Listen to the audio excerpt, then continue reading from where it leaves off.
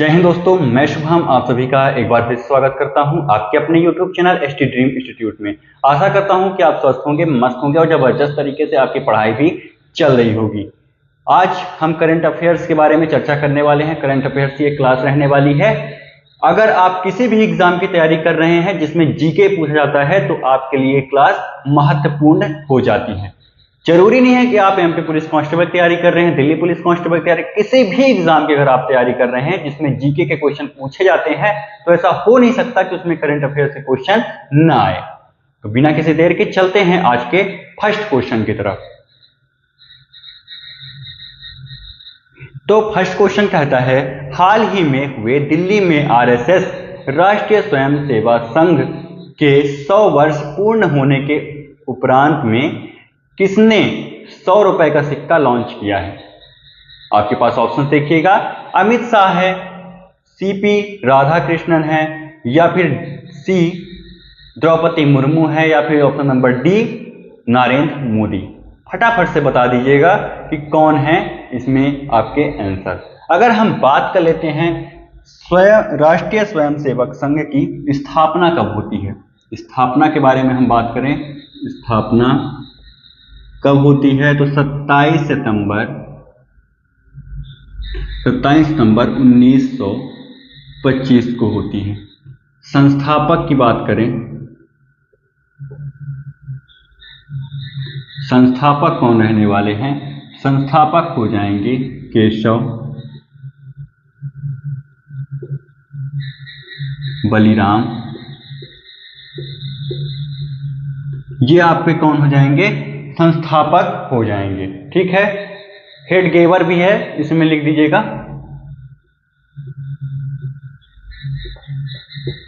Head गेवर कौन है? Keshav Baliram head गेवर। ठीक है, ये आपके संस्थापक रहने वाले हैं राष्ट्रीय स्वयंसेवक संघ के। ठीक है, ये आपको अच्छे तरीके से याद रखना है। अब आ जाइए हम बात कर लेते हैं कि इसमें से ऑप्शन कौन सा सही हो जाएगा, कौन सा सही होगा, जल्दी से बताइएगा। Option number D Narendra Modi ji ने, नरेंद्र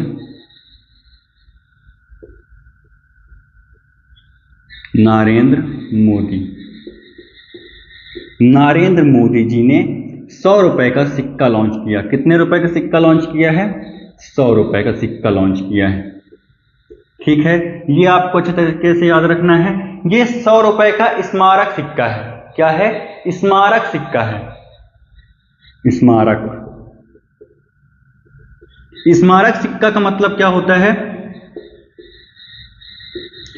स्मारक सिक्का का मतलब होता है 100 रुपए का जो स्मारक सिक्का नरेंद्र मोदी ने अभी लॉन्च किया है, तो स्मारक का मतलब होता है कि इसको हमें रखना है, चलाने के लिए यूज में नहीं आता कि आप अगर जाएंगे बाजार में देखेंगे कि बाजार में हम 100 रुपए का सामान ले लें, ऐसा कुछ नहीं है। ये आपको बाजारों में देखने के लिए नहीं मिलेगा, लेन देन के काम में नहीं आएगा ये सिक्का। केवल स्मारक, किसी की याद वाद में जो बनाया जाता है सिक्का, उसको हम लोग स्मारक सिक्का बोलते हैं। ठीक है, ये आपको अच्छे तरीके से याद रखना है। आ जाइए नेक्स्ट क्वेश्चन को देख लेते हैं। नेक्स्ट क्वेश्चन हमारा क्या कहता है कि भारत का पहला एआई विश्वविद्यालय किस राज्य में स्थापित होगा? जल्दी से बता दीजिएगा कि इसमें से कौन सही जवाब हो जाएगा। ऑप्शंस देख लीजिए, तमिलनाडु, गुजरात, उत्तराखंड, महाराष्ट्र। फटाफट से बता दीजिएगा, तमिलनाडु, गुजरात, उत्तराखंड, महाराष्ट्र। जल्दी से बताइएगा कि कौन सा सही जवाब हो जाएगा, कौन सा सही जवाब हो जाएगा। क्वेश्चन नंबर 2 कौन सा आंसर सही होगा? तमिलनाडु होगा, गुजरात होगा, उत्तराखंड होगा, या फिर महाराष्ट्र होगा? तो कहां हो रहा है, कहां बनने वाला है? महाराष्ट्र में ये बनेगा। ठीक है, इसका अभी उद्घाटन की कोई डेट डिसाइड नहीं हुई है, ये केवल प्रस्तावित है कि ये बनना है, महाराष्ट्र में बनना है। अभी इसका कोई डेट डिसाइड नहीं है कि कब इसकी ओपनिंग होगी, कब से शुरू होगा, ऐसा कुछ नहीं है। ठीक है, ये भी आपको याद रखना है। आ जाइए नेक्स्ट क्वेश्चन देख लेते हैं। 34वां सरस्वती सम्मान 2025 किसे प्रदान किया गया है? बहुत ही जबरदस्त क्वेश्चन रहने वाला है, देख लीजिएगा। साधु भद्रेश दास को, डॉक्टर के शिवा रेड्डी को, ऑप्शन नंबर सी महाबालेश्वर शैल को, या फिर option number D Sitanshu Yashchandra को। जल्दी से बता दीजिएगा कौन सा इसमें से सही जवाब हो जाएगा क्वेश्चन नंबर थर्ड का। आंसर आपको जल्दी से बताना है क्वेश्चन नंबर थर्ड। तो ऑप्शन नंबर जो ए में है आपका साधु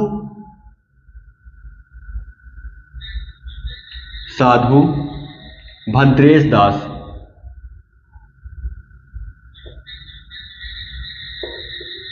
साधु भद्रेश दास को ये सम्मान मिला है।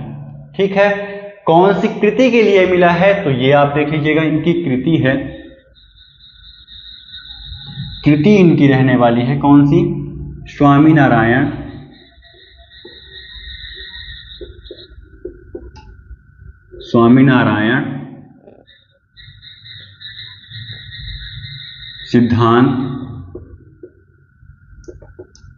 सिद्धांत सुधा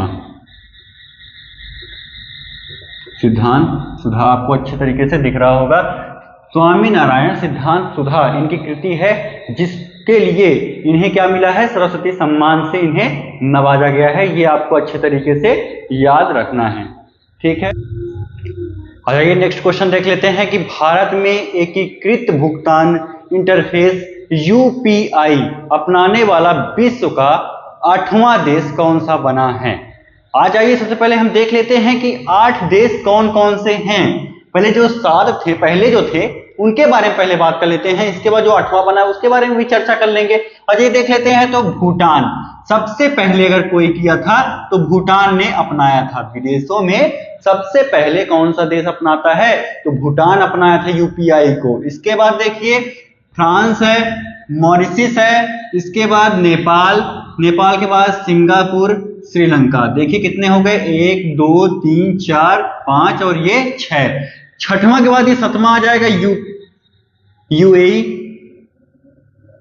यूएई। इसके बाद जो हाल ही में अपनाया है उसकी अगर हम बात करते हैं तो वो हो जाएगा कतर। ये आपके हो गए 8। इन्होंने यूपीआई अपनाया हुआ है। ठीक है, चलिए आ जाइए नेक्स्ट क्वेश्चन देख लेते हैं। नेक्स्ट क्वेश्चन हमारा क्या कहता है कि अप्रैल 2025 में भारत के 23वें विधि आयोग का अध्यक्ष किसे नियुक्त किया गया है। आज ये देख लीजिए ऑप्शंस, न्यायमूर्ति रंजन, या फिर न्यायमूर्ति दीपक मिश्रा, या फिर ऑप्शन नंबर सी न्यायमूर्ति केपी, या फिर ऑप्शन नंबर डी न्यायमूर्ति दिनेश महेश्वरी। कौन है 5वें क्वेश्चन का आंसर, जल्दी से बता दीजिएगा। 5वें नंबर क्वेश्चन का जवाब आपको फटाफट से देना है। अगर हम बात कर लें कि इसके पहले कौन थे, 22वें विधि आयोग का अध्यक्ष किसे नियुक्त किया गया है तो कौन थे, ऋतुराज,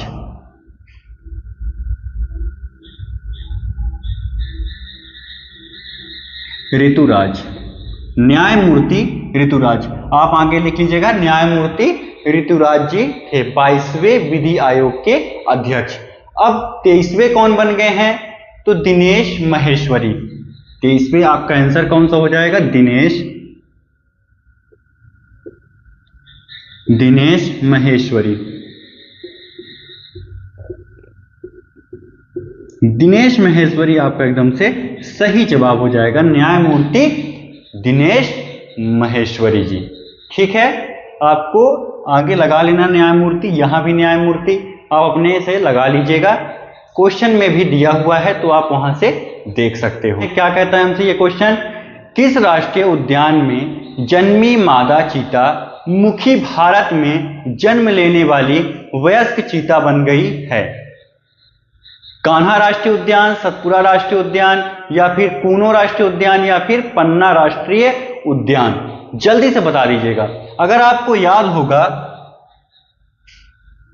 तो नमीबिया से चीते लाए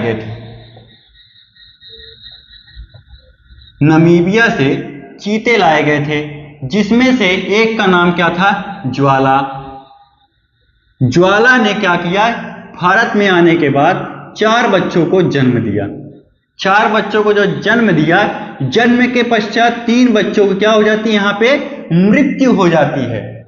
जो चौथा वाला बच्चा बच जाता है, एक बच्चा बचता है जिसका नाम क्या था, मुखी।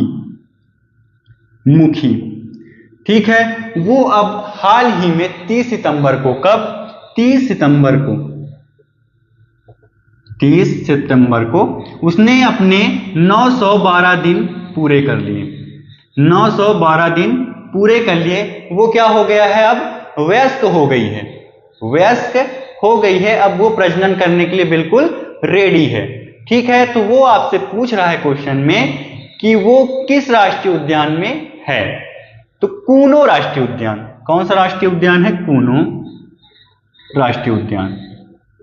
यह आपका एकदम से सही जवाब है। इसको आप लिख लीजिएगा ताकि आपको याद हो जाए क्वेश्चन को। तो किस फुटबॉल टीम ने बांग्लादेश को हराकर 9वां SAFF south Asia football federation under 17 championship 2025 का खिताब जीता है? फटाफट से बता दो इसका आंसर कौन सा हो जाएगा, बांग्लादेश को हरा करके। ठीक है, अगर हम बात करते हैं कि इसकी जो सदस्य टीमें हैं, कौन कौन सी टीमें खेलती हैं, अगर हम उसकी बात कर लेते हैं तो कौन कौन सी टीमें हैं। पहले नंबर पे भारत, हमारा प्यारा भारत, फिर बांग्लादेश, भूटान, मालदीव, नेपाल, पाकिस्तान, नल्ला भी खेलता है बेचारा, पाकिस्तान और श्रीलंका, इतनी टीमें खेलती हैं। अब यहां पे क्या हुआ, बांग्लादेश को भारत ने क्या कर दिया, हरा दिया। और जीता कौन फिर, भारत। कौन सी टीम है, वो भारत है जिसने अब की बार का खिताब जीता है। कौन सा, 9वां खिताब। ठीक, आपको याद रखना होगा। आ जाइए देख लेते हैं नेक्स्ट क्वेश्चन। सितंबर 2025 में प्रधानमंत्री नरेंद्र मोदी ने भारत के पहले BSNL पूर्णतः स्वदेशी 5G 4G नेटवर्क स्टैक का उद्घाटन कहां किया है? जल्दी से बता दीजिएगा कौन सा इसमें से सही जवाब हो जाएगा। तो आपका option number C, Jharkhand, Orissa एकदम से सही जवाब हो जाएगा। चलिए नेक्स्ट क्वेश्चन की तरफ चल देते हैं। नेक्स्ट क्वेश्चन को भी देख लेते हैं फटाफट से। ड्रोन कवच अभ्यास कहां आयोजित हुआ है? उड़ीसा में हुआ, उत्तराखंड में हुआ, राजस्थान, अरुणाचल प्रदेश। जल्दी से बता दीजिएगा। क्वेश्चन नंबर कौन सा है ये, क्वेश्चन नंबर 9। क्वेश्चन नंबर 9 का आंसर आपको जल्दी से बताना है। यह कोई विदेशी अभ्यास नहीं था कि दूसरी देश के सेनाएं इसमें भाग लेंगी, इसमें अपने ही देश की सेनाओं ने भाग लिया था। इसमें ITBP के जवानों ने भी भाग लिया था। ITBP के जवानों ने भी भाग लिया था। ये आपको अच्छे तरीके से याद रखना है। तो option number D, Arunachal Pradesh एकदम से सही जवाब हो जाएगा। अरुणाचल प्रदेश सही जवाब हो जाएगा। ऑप्शन नंबर डी में आपको देखने के लिए मिल रहा होगा। यूनेस्को ने भारत का पहला शीत मरुस्थल बायोस्फीयर रिजर्व और भारत का 13वां यूनेस्को बायोस्फीयर रिजर्व किसे घोषित किया है? जल्दी से बता दीजिएगा कौन सा इसमें से सही जवाब हो जाएगा। तो ऑप्शन नंबर ए आपका एकदम से सही जवाब रहने वाला है। चलिए नेक्स्ट क्वेश्चन को देख लेते हैं फटाफट से। 1 लाइनर क्वेश्चन आ गए हैं। अन्नामलाई दक्षिण भारत के किस राज्य में स्थित है? अन्नामुलाई, जल्दी से बताइएगा। तमिलनाडु में। कहां स्थित है? तो तमिलनाडु में। अगर हम बात करें अन्नामुलाई की, तो अन्नामुलाई का मतलब होता है अन्नामुलाई